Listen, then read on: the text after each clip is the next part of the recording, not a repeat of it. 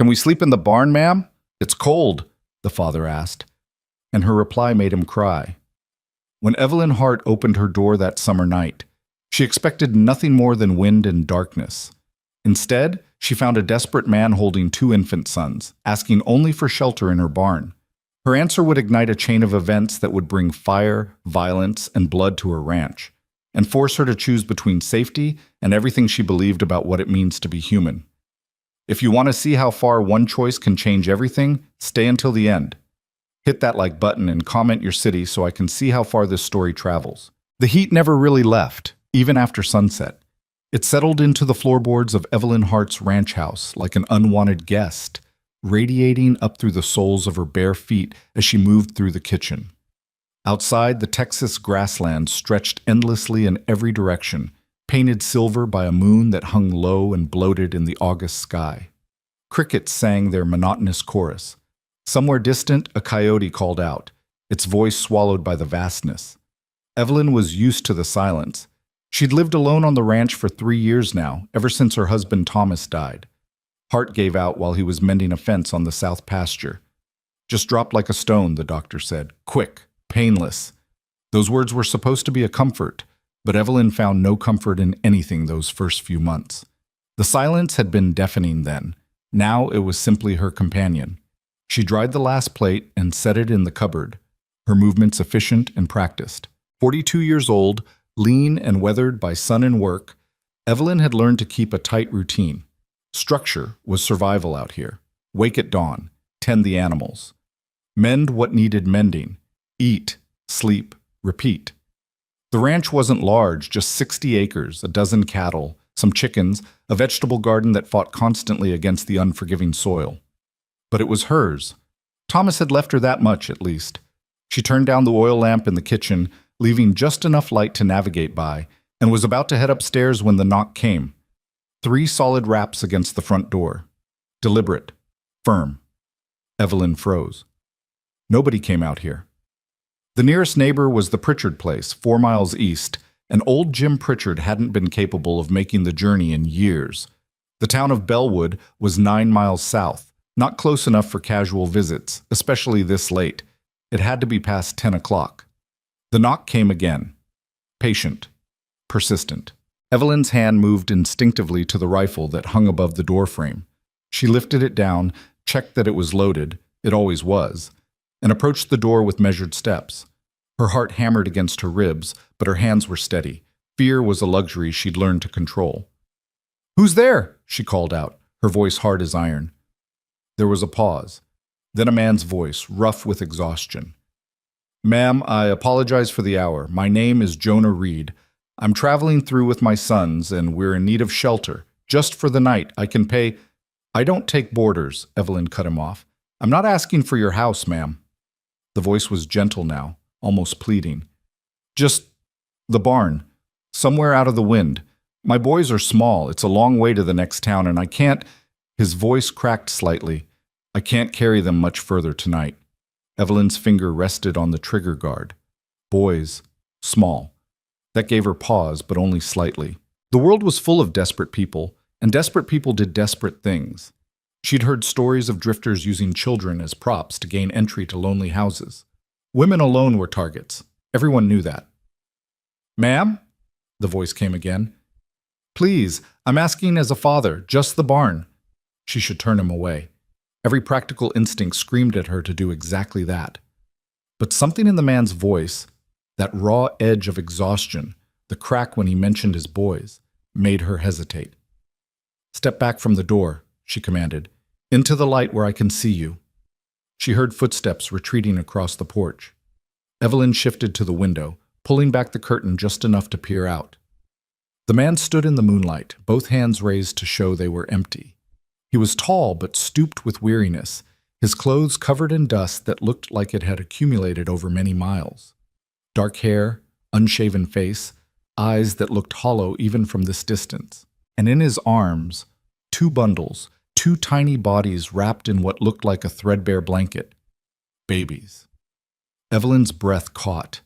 They couldn't have been more than a few months old, their small faces pressed against the man's chest. As she watched, one of them stirred and began to whimper. a thin, plaintive sound that carried clearly through the glass. The man immediately adjusted his hold, bouncing gently, murmuring something too soft for Evelyn to hear. The baby quieted. She stood there for a long moment, rifle still in hand, watching this tableau of exhaustion and desperation play out on her porch. The man didn't look threatening. He looked broken. And those babies, God help her, those babies were real. Evelyn made her decision. She unlocked the door and opened it a crack, keeping the rifle visible. "The barn," she said firmly. "There's hay in the loft. You'll find it dry and relatively clean. You leave before dawn, and you don't come near the house. Understood?" The man's shoulders sagged with relief, so profound it was almost painful to witness. "Yes, ma'am. Thank you." "God bless you. Save it?" Evelyn interrupted. "Barn's around the side. There's a water pump near the door. Don't light any fires." "Yes, ma'am. Thank you." He started to turn away, then hesitated. "Ma'am, I know I'm asking a lot already, but do you have any milk for the boys? I've been feeding them creek water and whatever I could find, but I'll leave something by the pump," Evelyn said curtly. "Now go." She shut the door before he could thank her again and stood in the darkness, listening to his footsteps fade around the side of the house. Her hands were trembling now, the adrenaline catching up with her. She set the rifle down and pressed her palms flat against the door, breathing slowly. What had she just done? Evelyn moved to the kitchen, poured some milk into a mason jar, and added a few biscuits left over from supper. She wrapped them in cloth and stepped out the back door, making her way quickly to the barn. The man was already inside. She could hear him moving in the loft, settling the babies. She set the food and milk by the pump, then retreated to the house without looking back. Sleep didn't come easily that night. Evelyn lay in bed, staring at the ceiling, listening to every creak and groan of the old house. She kept the rifle on the nightstand within easy reach. The rational part of her brain said she'd done a foolish thing. The other part, the part she didn't like to acknowledge, kept hearing that baby's whimper and seeing the profound exhaustion on the man's face. Just until dawn, she told herself. Then they'd be gone, and life would return to its careful routine.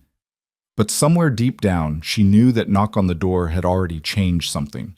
The silence of her world had been broken, and she wasn't sure it could be put back together quite the same way. The sun rose hot and relentless, as it always did in August. Evelyn woke before dawn from force of habit, dressed quickly, and went downstairs with the rifle in hand. She approached the kitchen window that faced the barn and peered out, half expecting to find the man and his children already gone. But smoke rose from behind the barn, thin and controlled, just a cooking fire. Evelyn's jaw tightened. She specifically told him no fires. She grabbed the rifle and marched outside, her boots kicking up dust as she rounded the corner of the barn. The man, Jonah, he'd called himself, was crouched by a small, carefully contained fire. A dented pot sat in the embers, and he was heating what looked like the milk she'd left, testing the temperature with his finger. The two babies lay on a blanket spread across clean hay, both awake and staring up at the lightning sky with those wide, unfocused eyes that all infants had. Jonah looked up as Evelyn approached, and immediately stood, raising his hands in a placating gesture. "I know you said no fires, ma'am, and I apologize, but I needed to warm the milk for the boys. It's contained. I dug a pit, lined it with stones. There's no risk to your barn." Evelyn stopped a few feet away, the rifle held loosely but ready. In the morning light, she could see Jonah more clearly. He was younger than she'd thought, maybe 30, 32. His face was gaunt, cheekbones sharp beneath sun-darkened skin. His clothes were worn but clean, patched in several places with careful stitches. His hands were calloused, marked with old scars and fresh blisters. Working hands. "You were supposed to be gone by dawn," she said. "Yes, ma'am." "I know, I'm sorry. The boys needed feeding, and I wanted to thank you proper before I left." He gestured to the babies. "This is Caleb and Elijah. They're 4 months old, twins." Despite herself, Evelyn's gaze moved to the infants. They were small but looked healthy enough. Round cheeks, clear eyes, no obvious signs of illness or neglect. Their clothes were clean, if threadbare. Someone was taking care of them, at least as well as could be managed under what were clearly difficult circumstances. "Where's their mother?" The question came out before Evelyn could stop it. Jonah's face went carefully blank. Dead, ma'am. Fever took her about 3 weeks after they were born. We were in Kansas then. I've been moving south ever since, looking for work. Heard there might be opportunities in the rail yards down in Corpus Christi. That's a long way to travel on foot with 2 infants. Yes, ma'am, it is. Jonah turned back to the pot, testing the milk again. Satisfied, he pulled 2 small bottles from his pack, glass bottles with makeshift cloth nipples. He filled them carefully, not wasting a drop, then moved to the babies. Evelyn watched as he cradled 1 infant in each arm with practiced ease, offering them the bottles. They latched on immediately, tiny hands reaching up to grip the glass. Jonah held them with such tenderness, such complete focus, that Evelyn felt something shift uncomfortably in her chest. You travel alone? She heard herself ask. Yes, ma'am. It's just the 3 of us now. No family, friends? Jonah's jaw tightened almost imperceptibly. No, ma'am. Not anymore. There was a story there. Evelyn could sense it like a change in the weather, but it wasn't her business. These people would be gone within the hour, and she'd never see them again. You know anything about ranch work? The words surprised her as much as they clearly surprised Jonah. He looked up sharply. Ma'am? Evelyn shifted her weight, already second-guessing herself. I asked if you know ranch work, fencing, animal care, general maintenance. Yes, ma'am. I grew up on a farm in Missouri, worked cattle, horses, crops. I can turn my hand to most things. I've got some fence sections down on the south pasture, Evelyn said slowly, as if the words were being pulled from her against her will. Been meaning to fix them for weeks, but it's more than I can manage alone. If you're looking for work, I could use a hand for a few days. Pay is fair. Meals included. You and the boys can stay in the barn until the job's done. Jonah stared at her like she'd just offered him the moon. Ma'am, are you certain? Was she? Evelyn honestly didn't know. Every practical bone in her body screamed that this was foolishness. But she looked at those 2 babies, thought about them being carried mile after mile under the brutal Texas sun, and found she couldn't quite make herself send them back out onto the road. I'm offering work, not charity, she said firmly. You'll earn your keep, and the moment the job's done, you move on. Clear? Crystal clear, ma'am, and thank you, truly. You don't know what this means. Don't thank me yet. Work starts in an hour. I'll bring breakfast out, get those boys settled, and be ready. She turned to walk away, then paused. And put that fire out. I meant what I said about no fires near the barn. Yes, ma'am. Right away. Evelyn stalked back to the house, acutely aware of his eyes on her back. What was she thinking? She didn't know this man from Adam. He could be anyone, a criminal, a drifter, a man running from debts or worse, and she'd just invited him to stay. But as she entered the kitchen and began pulling out ingredients for breakfast, she caught sight of her own reflection in the window glass. Her face was hard, lines carved deep by sun and sorrow.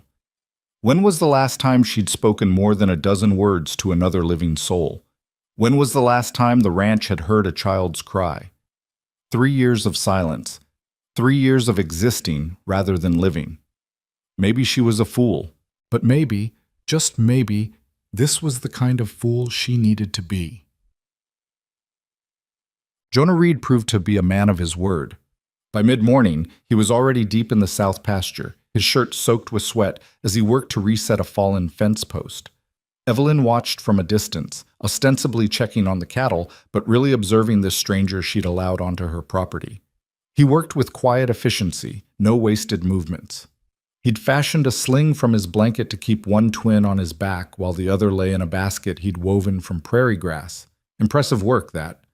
Every 30 minutes or so, he'd stop to check on them, switching which baby was carried and which was resting, offering water and comfort with the ease of long practice. The man was a natural father. That much was clear. "How's it coming?" Evelyn called out, approaching with a canteen of water. Jonah straightened, wincing slightly as his back protested. "Good, ma'am. This post should hold now. I'll move on to the next section after lunch." She offered him the canteen. He accepted it gratefully, drinking deeply before pouring a little water over his face and neck. "You weren't lying about knowing ranch work," Evelyn observed. A ghost of a smile crossed Jonah's face. My daddy would have tanned my hide if I'd grown up not knowing how to mend a fence. He ran a tight operation back in Missouri, 200 acres of farmland, raised corn, beans, kept a small herd of cattle. Good land, good life. What happened to it? The smile vanished. Sold it after he died. My mother had passed the year before, and I needed a fresh start. Met my wife Sarah in Kansas. We were going to start our own place, but he trailed off, his gaze moving to the babies. Fever, you said. Yes, ma'am. Came on sudden.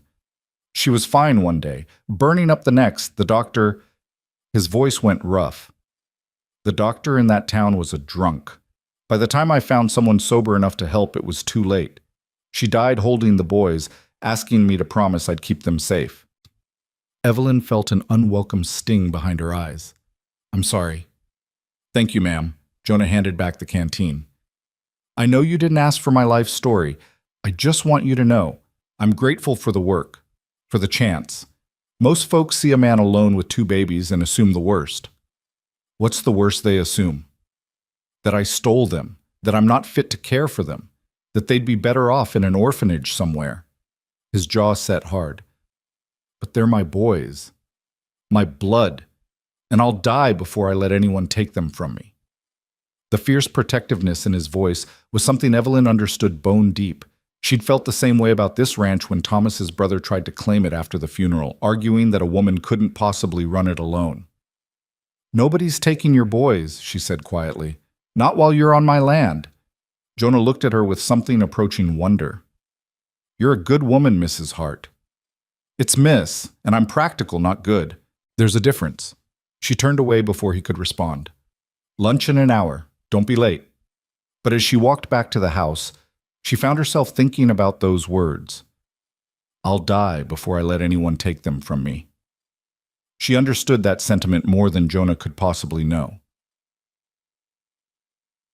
The work fell into a rhythm over the next few days. Jonah proved invaluable, not just competent, but genuinely skilled. He repaired the fence sections, then noticed the chicken coop needed reinforcing and fixed that too. He cleared brush that had been encroaching on the water tank, reorganized the barn storage, and even managed to coax Evelyn's temperamental well pump back into proper function with nothing but patience and mechanical intuition. In return, Evelyn provided 3 solid meals a day and a safe place for him and the twins to sleep. She found herself looking forward to those meals more than she cared to admit. Jonah was soft-spoken but not silent, and he had a gift for conversation that drew her out despite her better judgment. You run this place alone? He asked one evening over supper, beans and cornbread and thick slices of ham. For 3 years now. That's impressive, ma'am. Most ranches this size need at least 2 able bodies. I manage. Oh, you do more than manage. This place is well kept. The animals are healthy. The land is cared for. He paused. Your husband taught you well. My husband taught me some of it, Evelyn corrected. The rest I learned through necessity. Turns out a woman can do most anything when the alternative is starvation. Jonah smiled at that. My Sarah used to say something similar. She once rebuilt an entire wagon axle by herself when I was laid up with a broken leg. Did it better than I could have, truth be told. She sounds like she was a capable woman. She was everything, Jonah said quietly. Then with visible effort, he changed the subject. Those are fine cattle you've got. Longhorns? Mixed breed, some Longhorn blood, some Hereford. They're hardy, which is what matters out here. They talked about cattle breeding, about the challenges of the drought that had plagued the region last summer, about the best methods for storing grain, simple, practical conversations. But underneath it all, Evelyn felt the slow building of something she hadn't experienced in years, companionship. It was dangerous. She knew that Jonah and his sons would be gone soon. There was no point in getting attached. But on the 4th night, as she lay in bed listening to the distant sound of Jonah singing softly to his boys in the barn, some old lullaby that drifted through the summer air, she acknowledged the truth she'd been avoiding. She'd already gotten attached, and that terrified her more than any stranger at her door ever could. On the 5th day, trouble arrived in the form of family. Evelyn was in the garden, pulling weeds in the oppressive morning heat, when she heard the rattle of a wagon approaching. She looked up to see her late husband's brother, Vernon Hart, driving up the dusty track to her house. Her stomach sank. Vernon was a heavy-set man of 50-some years, with a florid face and small, calculating eyes. He'd tried to claim the ranch after Thomas died, citing some obscure family agreement that Thomas had never mentioned to Evelyn. She'd fought him in court and won, but Vernon had never quite accepted the loss. He pulled the wagon to a stop and climbed down, his gaze sweeping over the property with the proprietary air of someone who believed it should have been his. "Evelyn," he said by way of greeting. "Vernon, what brings you out here? Can a man visit his sister-in-law? You never have before." Vernon's smile was thin and cold. "I heard something interesting in town. Heard you've taken in a drifter and his bastards." Evelyn's hands clenched into fists. "Watch your mouth, Vernon." "It's true, then?" His eyebrows rose in mock surprise. "Evelyn Hart, the Ice Queen herself, harboring a strange man on her property? People are talking, sister, and what they're saying isn't charitable." "I don't care what people say." "Maybe you should." Vernon stepped closer, lowering his voice. "A woman alone, letting a strange man stay on her land. It looks improper, Evelyn. Some folks might say it calls into question your moral fitness to run this place." There it was, the real reason for his visit. "This is my land," Evelyn said coldly. "What I do on it is none of your concern." "It becomes my concern when your actions reflect poorly on the Hart name, and when your questionable decisions might provide grounds for contesting your claim to property that should have gone to family in the first place. We settled this in court, Vernon. The ranch is mine. You lost." Courts can revisit their decisions, especially when new evidence of moral turpitude comes to light. Vernon's smile was triumphant now. A widow shacking up with a drifter not 6 months after. 3 years, Vernon. It's been 3 years, and I'm not shacking up with anyone. I hired a man to help with work around the ranch, that's all. Is it? Vernon's gaze shifted past her to where Jonah had emerged from the barn, one twin on his hip. Because from where I'm standing, it looks like you're playing house with a man you know nothing about. What's his story, Evelyn? Where'd he come from? What's he running from? Evelyn opened her mouth to respond, but Jonah was already approaching. His face was calm, but she could see the tension in his shoulders. Is there a problem here, Miss Hart? He asked quietly. Vernon's eyes narrowed. And who might you be? Jonah Reed. I'm doing some work for Miss Hart. Work? Vernon said the word like it tasted foul. What kind of work does a man with 2 babies do? The kind that needs doing, Jonah replied evenly. Fence repair, maintenance, general labor. Convenient. And where exactly did you come from, Mr. Reed? Kansas by way of Missouri. Long way to travel. What brings you to Texas? Evelyn stepped between them. That's enough, Vernon. Mr. Reed's business is his own. Not when he's living on Hart property. It's not. Vernon's gaze was fixed on Jonah now, assessing. You got family, Reed? People who can vouch for you? Something flickered across Jonah's face, too quick to read, but Evelyn caught it nonetheless. No, sir. It's just me and my boys now. Convenient, Vernon said again. A man with no ties, no history, anyone can verify, shows up out of nowhere with a sob story and 2 babies he claims are his, and my soft-hearted sister-in-law takes him in without question. I'm not soft-hearted, Evelyn snapped, and I didn't take him in without question. I made a business arrangement. He works, he gets paid. End of story. Is it, though? Vernon pulled a folded newspaper from his coat pocket. Because I found this interesting article from a Kansas paper. Came through town last week. There was a fire in a place called Stillwater. A man died. Authorities are looking for someone who might have information about it. Evelyn's blood ran cold. She looked at Jonah, whose face had gone carefully blank. And you think that has something to do with Mr. Reed? She asked, her voice steady despite the pounding of her heart. I think it's awful coincidental. A man fleeing Kansas with 2 babies right around the time the authorities are looking for someone. Vernon smiled. Maybe Mr. Reed should explain himself. Unless he's got something to hide. The silence stretched out, thick with tension. The baby in Jonah's arms began to fuss, sensing the atmosphere. Jonah bounced him gently, his jaw working like he was deciding something. Finally, he spoke. The man who died in that fire was my father-in-law. Sarah's father. His name was Edmund Tate. He didn't die in an accident. He was murdered, and the fire was set to cover it up. I was there. I saw who did it. And when I tried to tell the authorities, I found out those same people had them in their pocket. Evelyn felt the ground shift beneath her feet. What? Sarah's father owned land, Jonah continued, his voice flat. Good land, with water rights. Some powerful men wanted it. When he wouldn't sell, they killed him and made it look like he'd fallen asleep drunk with a candle burning. I witnessed the whole thing from the barn where I was sleeping. Sarah and I were visiting with the boys. The men who did it saw me too. They know I can identify them. So you ran, Vernon said, almost gleeful. I ran to keep my sons alive, Jonah shot back, because the night after Edmund died, someone took a shot at me outside the rooming house where we were staying. The sheriff, who happens to play cards with the men who murdered Edmund, told me it was probably just kids with a rifle. That's when I knew staying meant dying. Evelyn's mind raced. Why didn't you go to federal authorities? Because I don't know who I can trust. The men behind this, they have reach, money, connections. I'm just a farmhand with 2 babies and no proof beyond my word. Jonah's voice cracked slightly. So, yes, I ran. I've been running for weeks trying to get far enough away that they'll give up looking, that my boys can be safe. Vernon was practically vibrating with satisfaction.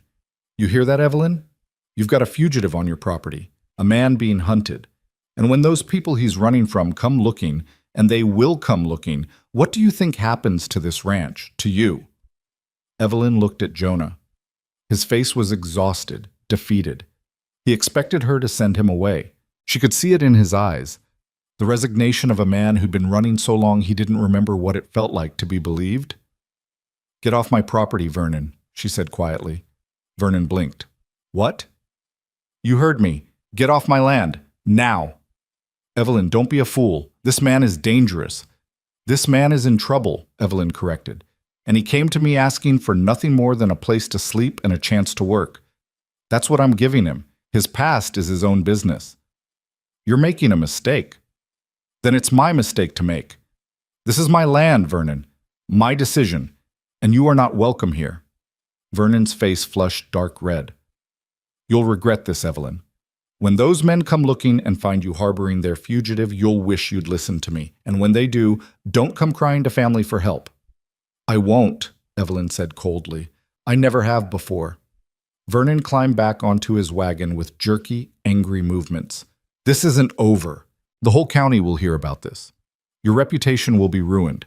And when it is, I'll be first in line to petition the court for control of this ranch on grounds of moral unfitness. He snapped the reins, and the wagon lurched forward. Evelyn and Jonah stood in silence, watching him disappear down the dusty track. When he was finally out of sight, Jonah spoke. You should have let me go. Probably. I've put you in danger. Vernon's right about that much. The people looking for me, they're serious. They're connected. If they find me here, then we'll deal with it, Evelyn interrupted. She turned to face him fully. You witnessed a murder. Those men killed your wife's father and threatened your children. That's not something you should have to run from alone. Why? Jonah's voice was raw. Why would you risk everything for someone you barely know?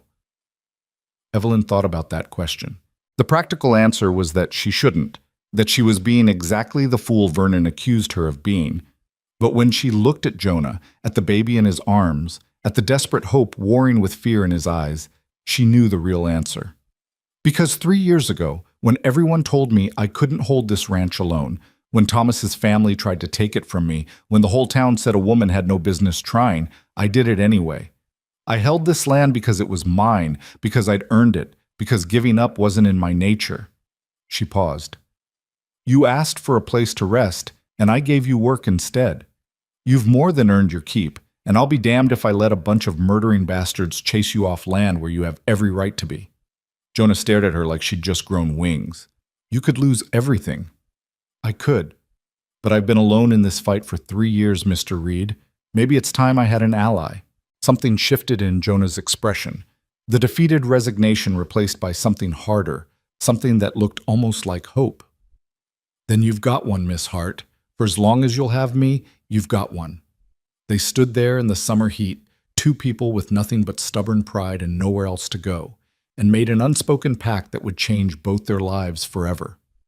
Neither of them knew it yet, but Vernon Hart's visit had set forces in motion that couldn't be stopped. Word would travel, questions would be asked, and the men Jonah feared, the ones with power and reach and blood on their hands, would eventually hear about a ranch in the middle of nowhere harboring the one witness who could destroy them. The storm was coming, but for now, in this moment, Evelyn Hart and Jonah Reed had each other, and sometimes that had to be enough. The days that followed Vernon's visit carried a weight that hadn't been there before. Evelyn felt it in the way the morning light seemed sharper, more revealing, in the way every sound beyond the immediate boundaries of the ranch made her pause and listen. Jonah felt it too. She could see it in the way his eyes tracked the horizon whenever he thought she wasn't looking, in the tension that never quite left his shoulders even when he was playing with the twins. But the work continued. There was no choice in that. Ranches didn't stop needing attention just because trouble might be coming. On the 6th morning after Vernon's departure, Evelyn found Jonah in the barn before dawn, already awake. He sat on a bale of hay with both babies cradled against his chest, their small bodies rising and falling with the rhythm of sleep. His own eyes were open but unfocused, staring at nothing. "Couldn't sleep?" she asked from the doorway. Jonah's head jerked up. "Miss Hart, I didn't hear you. I didn't." "That's because you weren't listening." She stepped inside, carrying 2 tin cups of coffee. She handed him one. "You've been out here every night for the past 3 nights. I can see the lamp burning from my window. The boys wake up sometimes. I didn't want to disturb—" "Don't lie to me, Mr. Reed. You're keeping watch." Jonah's jaw tightened, but he didn't deny it. He took a sip of the coffee, then another, letting the silence speak for him. Evelyn settled onto a hay bale across from him. "You think they'll come?" "I think it's only a matter of time before someone connects the dots. Vernon will talk. Men like that always do. And once word gets back to Kansas that there's a man matching my description living on a ranch in Texas." He trailed off, his free hand unconsciously tightening around one of the twins. "Let me ask you something," Evelyn said. "These men who killed your father-in-law, do they have names?" Jonah hesitated. "The one who actually did it, the one I saw, his name is Garrett Boone. He's the son of Douglas Boone, who owns half of Stillwater and most of the surrounding county. Douglas wants Edmond's land for the water rights. With the drought hitting Kansas hard the past 2 years, water is worth more than gold. And the sheriff? Marcus Webb. He's been in Douglas Boone's pocket for years. Everyone knows it, but nobody says anything because the Boones control the money, and the money controls everything else. So why come after you specifically? Why not just let you run?" "Because I saw Garrett do it," Jonah said flatly. "I watched him pour kerosene around Edmund's workshop while Edmund was passed out drunk inside. Watched him light the match. Edmund woke up screaming, tried to get to the door, but Garrett had barred it from the outside. I started to run to help, but then I saw 2 other men standing guard. Boone's hired hands. They had rifles. If I'd shown myself, I'd be dead too." Evelyn felt something cold settle in her stomach. "What happened then?" "I stayed hidden until they left. Then I tried to break down the door, but the fire was too far gone. By the time I got it open, Edmund was—" Jonah's voice cracked. "I pulled him out anyway. Burned my hands doing it. The doctor who treated me asked questions I couldn't answer safely, so I said it was an accident. That's when I knew I had to leave." "And Sarah?" "Sarah was already gone by then. She'd died 2 weeks earlier. I was staying with Edmund, trying to help him through the grief, trying to figure out what to do with 2 newborns and no wife." Jonah looked down at the sleeping babies. "I think that's why they killed him when they did. They figured with Sarah dead and me just a son-in-law with no legal claim, there'd be no one to contest things when they forged documents saying Edmund had sold them the land before he died. Except you witnessed the murder. Except I witnessed the murder." Jonah met her eyes. "I'm not a brave man, Miss Hart. When I saw those rifles, when I realized what I was up against, I ran. I took my boys and I ran because keeping them alive mattered more than justice. That doesn't make you a coward, that makes you a father." "Does it?" Jonah's voice was bitter. "Because most nights I lie awake thinking about Edmund burning to death while I hid in the shadows. Thinking about how if I'd gone to the federal authorities instead of running, maybe you'd be dead and your sons would be orphans, Evelyn interrupted sharply. You made the choice you could live with. Don't apologize for that. Jonah studied her for a long moment. You're not what I expected. What did you expect? Someone who'd turn me away the moment things got complicated. Someone who'd choose safety over principle. Evelyn smiled without humor. I'm not that smart, apparently. One of the twins, Caleb, she'd learned to tell them apart by the small birthmark on his left ear, stirred and began to fuss. Jonah immediately shifted his hold, rocking gently until the baby settled back into sleep. You're good with them, Evelyn observed.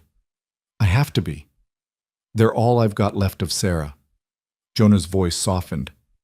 She wanted so many children. Used to joke that we'd have enough to field our own baseball team. When she found out she was carrying twins, she was over the moon, scared out of her mind too, but so happy. How did you meet her? Church social in Kansas City. I was working construction, saving money to buy land. She was a school teacher, smartest woman I'd ever met. Could recite poetry from memory, do mathematics in her head that made my brain hurt. A ghost of a smile crossed his face. She saw me standing in the corner like a fool, walked right up and asked if I knew how to dance. I said no. She said good, then neither of us would look stupid learning together. Despite everything, Evelyn found herself smiling. She sounds like she was something special. She was everything, Jonah said quietly. Then with visible effort, he changed the subject. What about you? How did you end up out here? Evelyn took a sip of coffee, buying time. She didn't talk about Thomas much. Didn't talk about the before times when the silence wasn't quite so heavy. But something about the pre-dawn darkness and Jonah's own honesty made the words come easier than they should have. Thomas and I met in Bellwood. I was working in the general store, and he came in to buy supplies. He was quiet, steady, the kind of man who meant what he said and said what he meant. We courted for 6 months, got married, and moved out here to build the ranch. She paused. We had 3 good years before the trying started. Trying? For children. I wanted them desperately. Thomas did too. But month after month, year after year, nothing happened. We saw doctors, tried every remedy anyone suggested. Nothing worked. The old grief rose up, familiar and sharp. After 5 years, we stopped trying, accepted it was just going to be the 2 of us. And we were fine with that.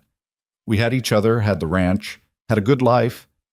Then Thomas's heart gave out, and suddenly I didn't have any of it.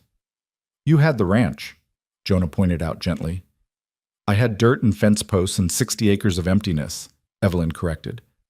The ranch was something Thomas and I built together. Without him, it was just a reminder of everything I'd lost. But you fought for it anyway. I fought for it because everyone assumed I'd fail. Thomas's family, the neighbors, half the town, they all expected me to sell and move back to civilization, and I couldn't stomach the idea of proving them right. She looked at Jonah directly. So yes, I fought. I learned to do every job Thomas used to do. I worked until my hands bled and my back screamed. I held this land because letting it go felt like letting him disappear completely. Jonah nodded slowly, understanding in his eyes. That's why you let me stay. Not out of kindness, but because you recognized the fight. Maybe. Or maybe I was just tired of eating supper alone.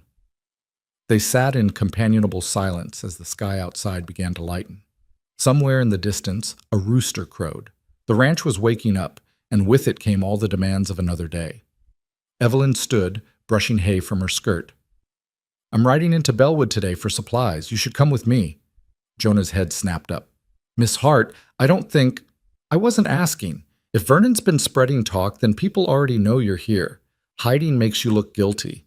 Better to face it head on. Let folks see you're just a man doing honest work. And if someone recognizes me? If word gets back to Kansas? Then we'll deal with it when it happens, Evelyn said firmly. But skulking around my barn like a criminal won't help anyone. Besides, I could use a second pair of hands loading supplies.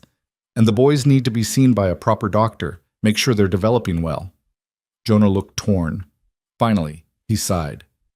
You're a stubborn woman, Miss Hart. So I've been told. We leave in an hour. Make yourself presentable. She turned to go, then paused at the barn door. And Jonah? Stop sleeping out here. There's a room off the kitchen that used to be for ranch hands. It's got a bed and a stove. You and the boys should use it. Miss Hart, I can't.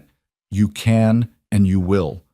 I'm not having you collapse from exhaustion because you spent every night on watch in a barn. Her voice softened slightly. If trouble comes, we'll face it together, but killing yourself before it arrives won't help anyone. She didn't wait for his response, just headed back toward the house with the sunrise breaking golden over the eastern hills. The ride into Bellwood took nearly 2 hours by wagon. Evelyn drove while Jonah sat beside her, the twins secured in a makeshift carrier he'd rigged between them. The landscape rolled past in shades of gold and brown, broken occasionally by clusters of scrub oak or the dark line of a distant creek bed. They didn't talk much during the journey. Jonah seemed lost in thought, his gaze constantly scanning the horizon.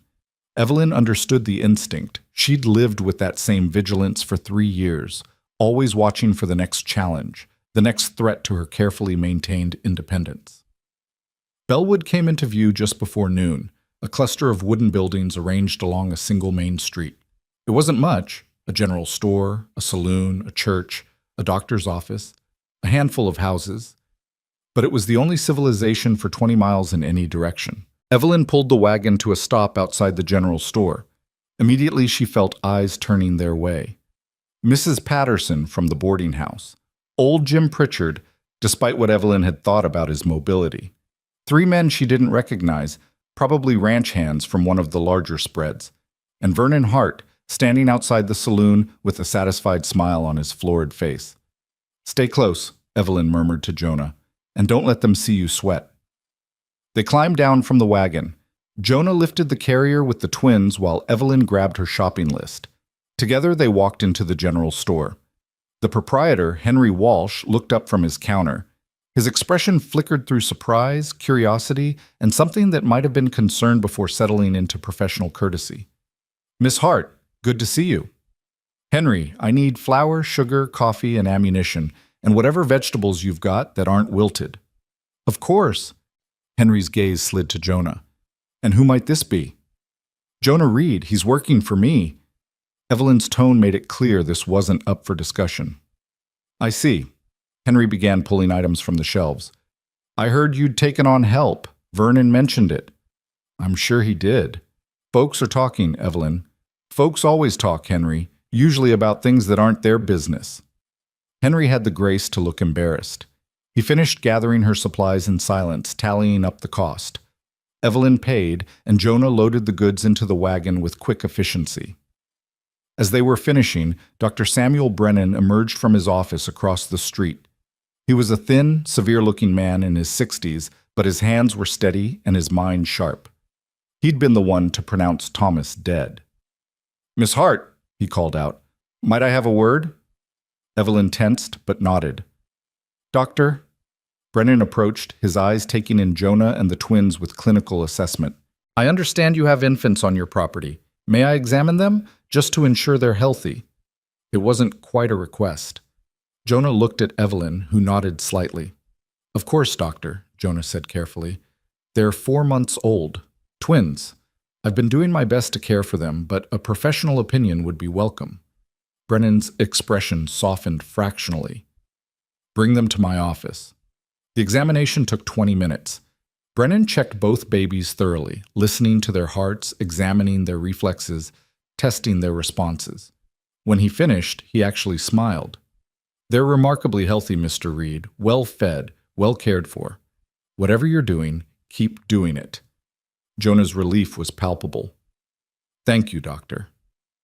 Though I would recommend supplementing their milk with some mashed vegetables soon. They're at the age where they can start taking soft foods."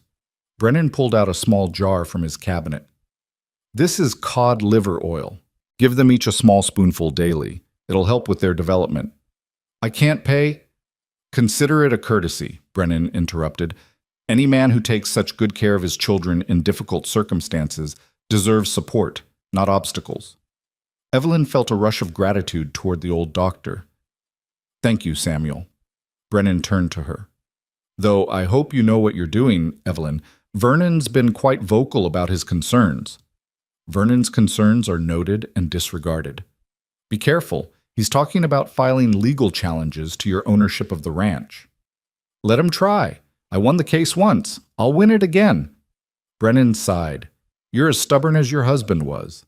He'd be proud of you." They left the doctor's office to find a small crowd had gathered near the wagon. Vernon stood at its center, holding court like a politician. "Not proper," he was saying. "A widow woman living with a strange man. It's an affront to decency." "That's enough, Vernon," Evelyn said sharply as she approached. Vernon turned, his smile widening. "Ah, there she is. Tell them, Evelyn. Tell them about your house guest." "Mr. Reed is my employee, nothing more. I hired him to help with ranch work. That's all anyone needs to know." "Is it?" Vernon's voice carried across the small crowd.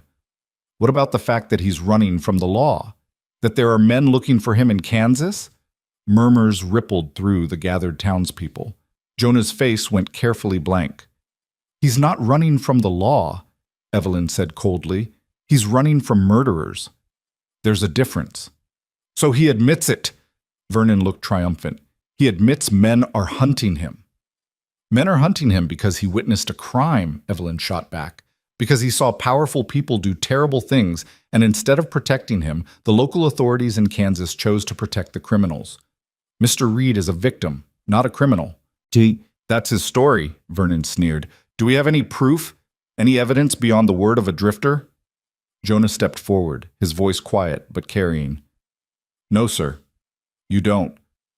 All you have is my word that I saw Garrett Boone murder Edmund Tate in cold blood, that I watched him burn a man alive to steal his land, that I've been running for weeks because the men who did it have the power to make me disappear too." The crowd had gone silent. Jonah continued, his hand resting protectively on the carrier with his sons. "I understand your suspicion. If I were you, I'd be suspicious too. A stranger shows up with a story about murder and corruption, asking for shelter. It sounds like a con, but I'm not asking anyone to believe me. I'm just asking to be left alone to work honestly and raise my boys in peace. That's all I want. That's all I've ever wanted." There was power in his simplicity. Evelyn could see it in the way the crowd's hostility wavered, replaced by uncertainty. "Mrs. Patterson spoke up. Those babies look well cared for." "They are," Dr. Brennan confirmed. "I just examined them. Mr. Reed is doing an excellent job." Vernon's face was darkening. "This is absurd. You're all willing to risk your safety, your property values for the sake of some stranger's sob story?" "I'm willing to give a man the benefit of the doubt," Mrs. Patterson said firmly. "Something you might try, Vernon Hart." "And I'm willing to trust Evelyn's judgment," added Jim Pritchard. "She's kept that ranch running for 3 years against all odds. If she says this man is worth defending, that's good enough for me." Vernon looked around at the crowd, realizing he was losing them. His expression turned ugly. "Fine. Protect him. But when those men he's running from show up, and they will show up, don't come crying to me when your town burns down around you." He stormed off toward his wagon, leaving a tense silence in his wake. Evelyn felt Jonah beside her, trembling slightly. She touched his arm briefly. "Let's go home," she said quietly. They loaded into the wagon and drove out of Bellwood with the eyes of the entire town following them. Neither spoke until they were well clear of the last buildings. "They defended me," Jonah finally said, his voice wondering. "Some did." "Why?" "Because people aren't always what you expect them to be. Some are worse. Some are better." Evelyn kept her eyes on the road ahead. "The question is, what happens when Vernon's prediction comes true? When the men hunting you actually arrive?" Jonah was quiet for a long moment. "Then I face them. And I make sure my boys are somewhere safe first." "Your boys will be safe," Evelyn said. "On my land, under my protection, same as you." "You can't promise that." "Watch me." They drove the rest of the way in silence, but it was a different kind of silence than before. Not the heavy silence of strangers, but the comfortable silence of people who'd begun to trust each other. When they reached the ranch, the sun was setting. They unloaded the supplies together, moving with the easy coordination of a team that had worked together for years instead of days. When everything was stored, Jonah took the twins inside to the room Evelyn had offered him that morning. Evelyn stood in the doorway, watching him settle the babies into a makeshift crib he'd fashioned from an old drawer padded with blankets. "Miss Hart?" Jonah said without turning around. "Yes?" Thank you for standing up for me today, for believing me when you have no reason to. I have plenty of reasons. You've worked hard, you've been honest, you've shown me nothing but respect. She paused. And those men who killed your father-in-law, they remind me of every person who's tried to take something from me just because they had the power to do it. So maybe I'm defending you, or maybe I'm fighting my own battles. Hard to say. Jonah turned to face her. Either way, I'm grateful. Don't be grateful yet. Vernon was right about one thing. Trouble's coming. The only question is when. As if in response, one of the twins began to cry. Jonah immediately lifted him, rocking gently. Evelyn watched for a moment longer, then turned away. She had her own preparations to make. If men were coming, she'd be ready. This ranch had survived drought, debt, and death. It would survive this too. It had to. Because somewhere between that first knock on her door and this moment, standing in the threshold watching a father comfort his sons, Evelyn had stopped being alone. She had something to protect beyond just land and pride. She had people who depended on her. And she'd be damned before she let them down. The trouble came 3 weeks later, not with the thunder of hooves or the crack of gunfire, but with smoke on the wind. Evelyn woke to the smell of it just before dawn. She was on her feet before her mind fully registered what had pulled her from sleep, reaching for the rifle that now lived beside her bed.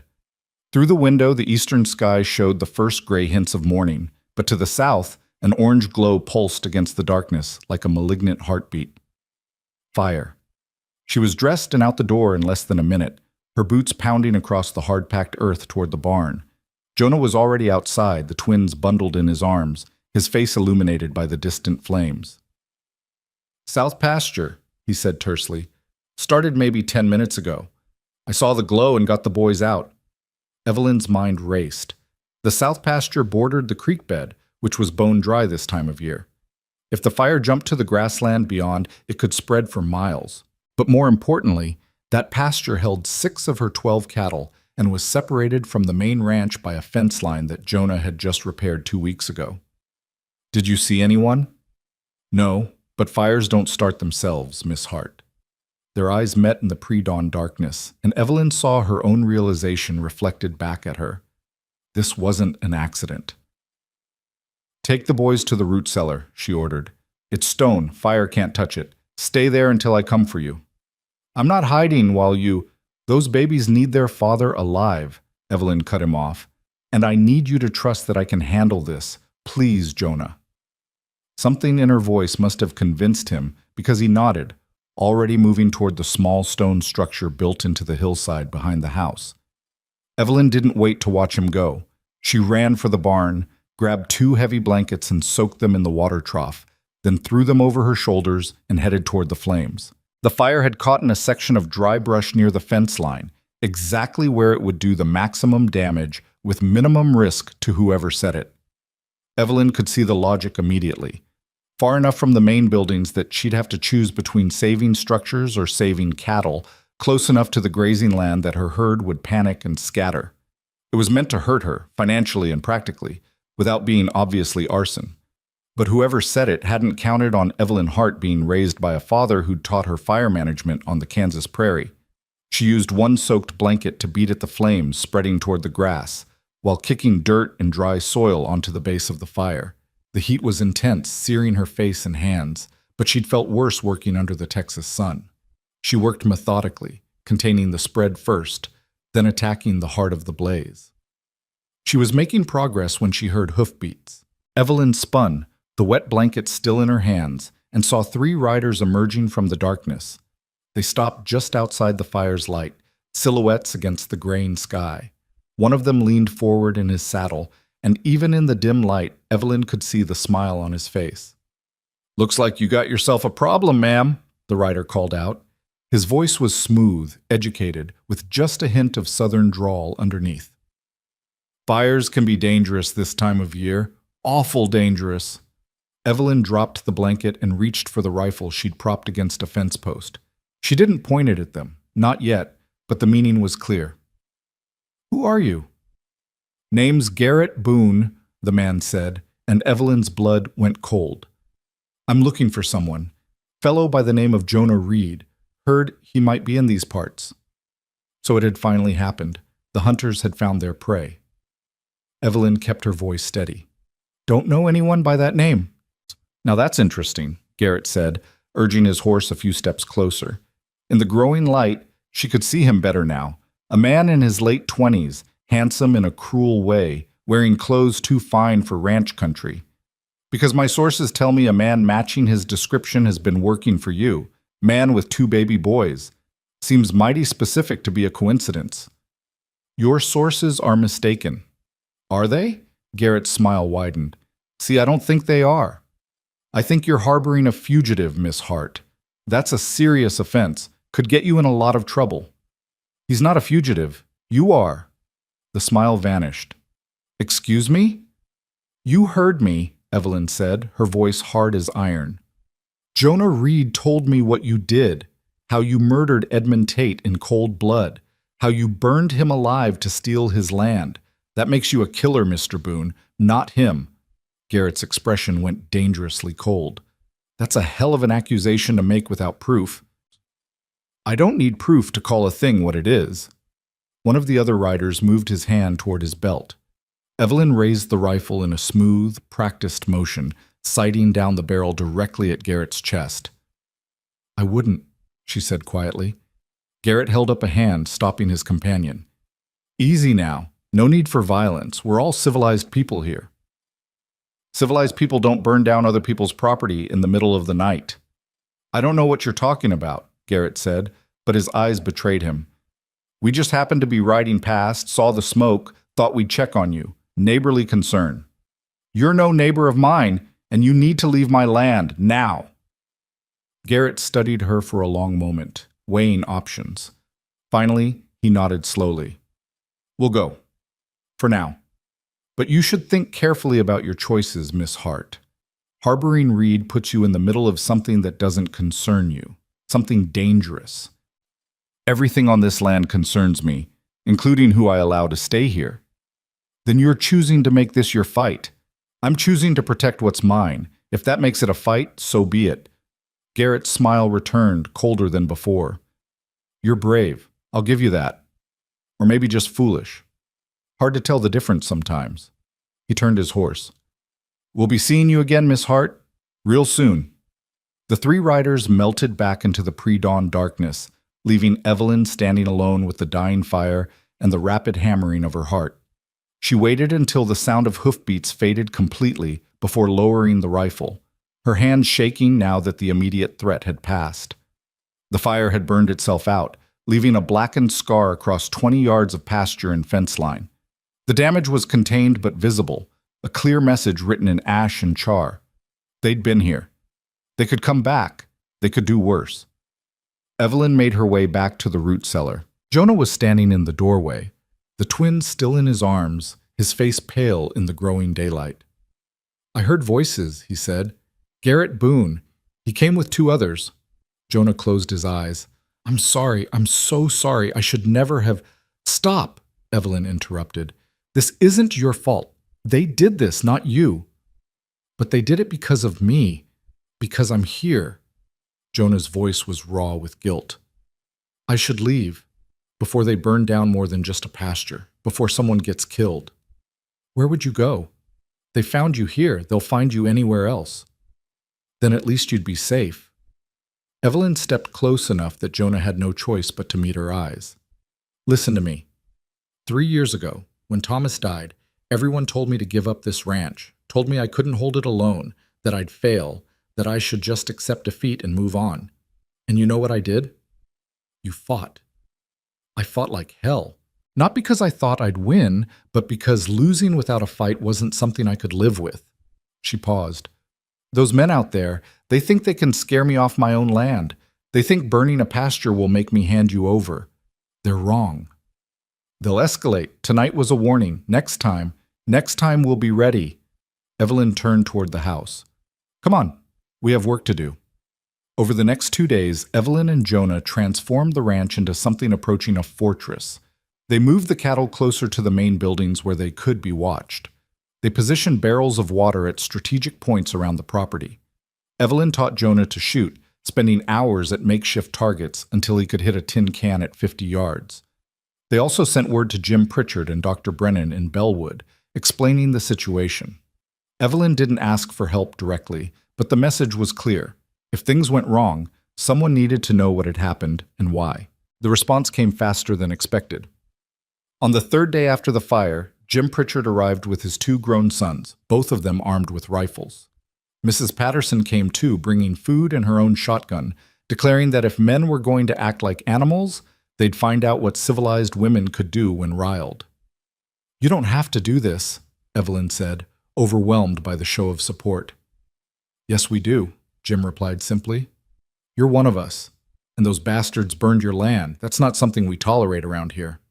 Even Dr. Brennan showed up, riding in on his old mare with a medical bag and a pistol. "Someone's going to get hurt before this is over," he said matter-of-factly. "Might as well have a doctor on hand." Only Vernon stayed away, though word reached them that he was in Bellwood, making dark predictions about the violence Evelyn was bringing down on innocent people. That night they kept watch in shifts. Evelyn took the first watch with Jim's eldest son, a quiet man named Daniel who'd learned to shoot hunting coyotes. They sat on the porch, rifles across their laps, watching the darkness for movement. "Why are you doing this?" Evelyn asked quietly. Daniel shrugged. "My pa says you gave a man shelter when he needed it. Says you stood up to bullies when you could have turned away. That's reason enough." "You don't even know Jonah." "Don't need to. I know you, Miss Hart, and I know men like this Boone character. They think they can take what they want because they've got money and guns. Someone needs to show them different."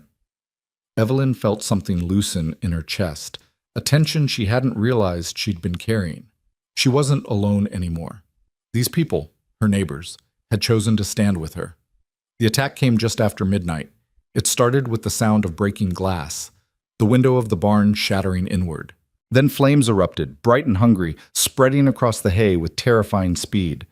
Someone had thrown a torch, maybe 2, through the broken window. "Fire!" Daniel shouted, already moving. The ranch erupted into controlled chaos. Jim and his other son grabbed blankets and ran for the barn. Mrs. Patterson began working the pump, filling buckets. Dr. Brennan helped Jonah move the twins to the root cellar again, then took up a position by the house with his pistol. Evelyn ran toward the barn with her rifle, searching the darkness for the attackers. She found them quickly enough. 4 riders circling the property, staying just out of rifle range, watching their handiwork. Garrett Boone sat his horse at the front, clearly visible in the firelight. He raised his hand in a mocking salute. That was his mistake.